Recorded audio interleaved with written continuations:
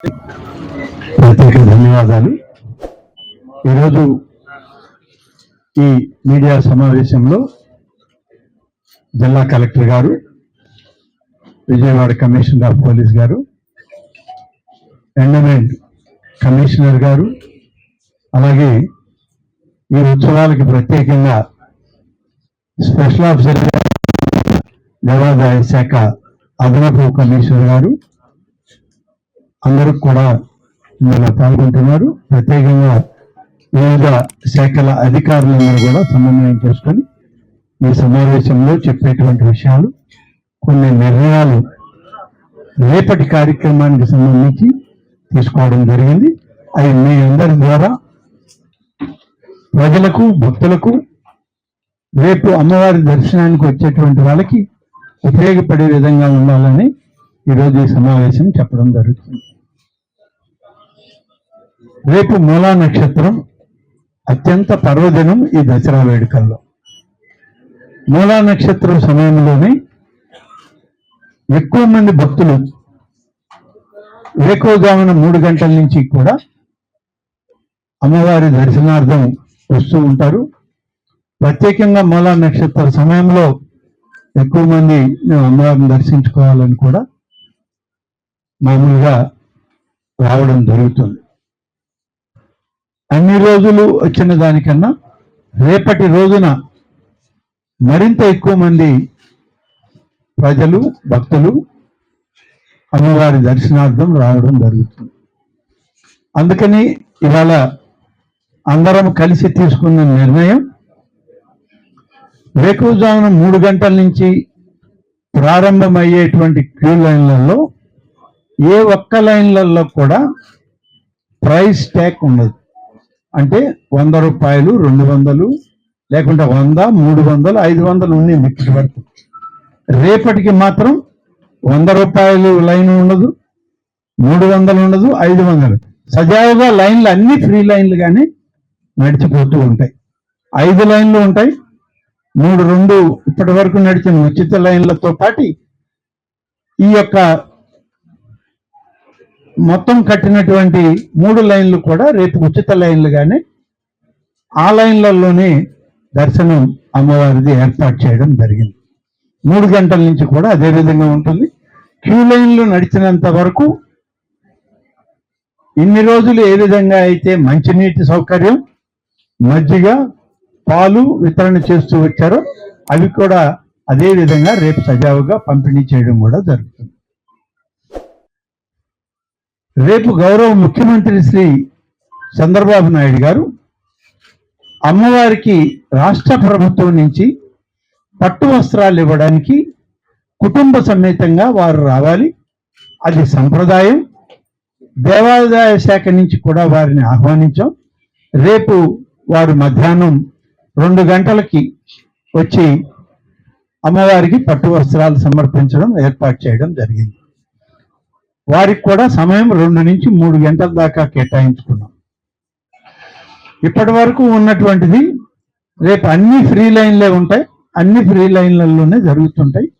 మేము దీనిలో ప్రత్యేకంగా చెప్పేది ఏంటంటే, రేపు విఐపి దర్శనాలు కానీ, విఐపి లెటర్లు కానీ తీసుకోవడం అనేటువంటిది ఏమీ ఉండదు. వచ్చిన వాళ్ళందరినీ కూడా 5 క్యూ లైన్లలో సజావుగా దర్శనాలకు పంపడం జరుగుతుంది. ప్రత్యేక దర్శనాలు అంటే ఏమీ ఉండవు. అదేవిధంగా అంతరాలయ దర్శనం కూడా రేపు అన్ని లైన్ల వాళ్ళకు కూడా దర్శనం, సహజ దర్శనం జరగాలి కాబట్టి ఆ సర్వదర్శనంలో అమ్మవారిని చూసుకుంటూ బంగారు వాకిలి నుంచే వెళ్ళేటువంటి అవకాశం ఉంది. తర్వాత మామూలుగా సీఎం గారు 2-3 మధ్యలో వారి రాక సందర్భంలో శాసనసభ్యులు, మంత్రులు, ముఖ్యమంత్రి గారితో వచ్చేటువంటి అధికారులు వాళ్ళకు మాత్రం మరి బంగారు వాకిల దగ్గర నిలబడి అమ్మవారి దర్శనం అయ్యేటట్టు ఏర్పాటు చేయడం జరుగుతుంది. అంతరాలయంలోకి ముఖ్యమంత్రి గారు, వారి కుటుంబ సభ్యులు, స్థానికంగా ఉన్నటువంటి శాసనసభ్యులు, పార్లమెంట్ సభ్యులు, మంత్రి గారు మాత్రం ఆ అంతరాలయంలోకి వెళ్ళే అవకాశం ఉంది. ఎక్కువ మంది లోపల కూడా పట్టరు కాబట్టి ఇప్పుడే ఎవరు లోపలికి వెళ్ళాలనేది కూడా ఏర్పాటు చేయడం జరిగింది.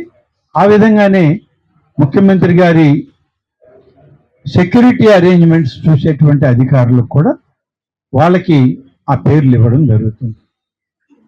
ముఖ్యమంత్రి గారు వచ్చి మొదట ఎక్కడైతే ఆయన వాహనం దిగుతారో అక్కడ శాసనసభ్యులు, పార్లమెంట్ సభ్యులు, ప్రోటోకాల్ ఉన్నటువంటి వాళ్ళు ముఖ్యమంత్రి గారికి వారికి అక్కడనే స్వాగతం పలుకుతారు.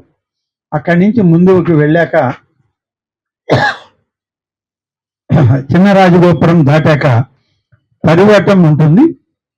పూర్ణ కుంభ స్వాగతంతో ముఖ్యమంత్రి గారిని, వారి కుటుంబ సభ్యుల్ని మరి అంతరాలయంలోకి తీసుకుపోవడం జరుగుతుంది.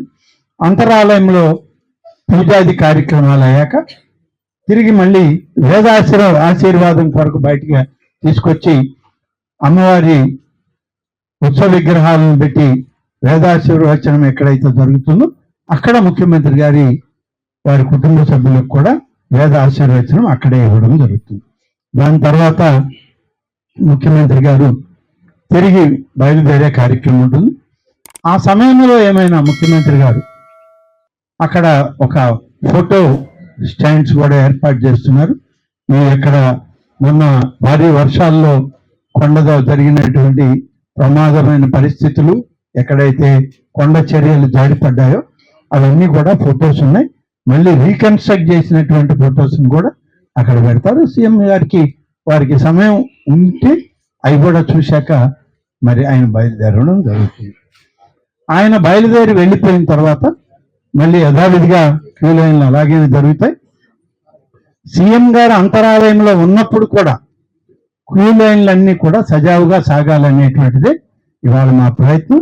దానికనే ఏ విధంగా ఆ క్యూ లైన్లను నడపాలనే దాని మీద సెక్యూరిటీ అధికారులు, మన సిపి గారు, కలెక్టర్ గారు, ఇతర సీఎం సెక్యూరిటీ అధికారులు అందరూ కూడా పర్యవేక్షించాక దాని మీద ఒక నిర్ణయం తీసుకోవడం జరుగుతుంది. మొత్తం మీద 5 లైన్లు భక్తులు అంతరాలయం బంగారు వాకిల నుంచి అమ్మవారి దర్శనం చేసుకునే వాళ్ళు 3 లైన్ల వరకు పూర్తిగా వారిని కూడా ఈ యొక్క సీఎం గారి దర్శనం అయ్యేటప్పుడు కూడా వాళ్ళని లోపలికి పంపించాలనేటువంటి ఆలోచన ఉంది. మరి సెక్యూరిటీ రీజన్స్ ఎలా వస్తాయో దాన్ని బట్టి చివరిగా ఆ నిర్ణయం తీసుకుంటాం. ఇది ఉన్నటువంటిది. రేపు సాయంత్రం 4 గంటల నుంచి మళ్ళీ 5 లైన్లు కూడా ఫ్రీ లైన్లు, రాత్రి 11 అయినా రేపు పర్వదినం కాబట్టి పూర్తిగా ఆ యొక్క అమ్మవారి దర్శనం పూర్తిగా జరుగుతుంది. Okay, thank you. Okay, thank you.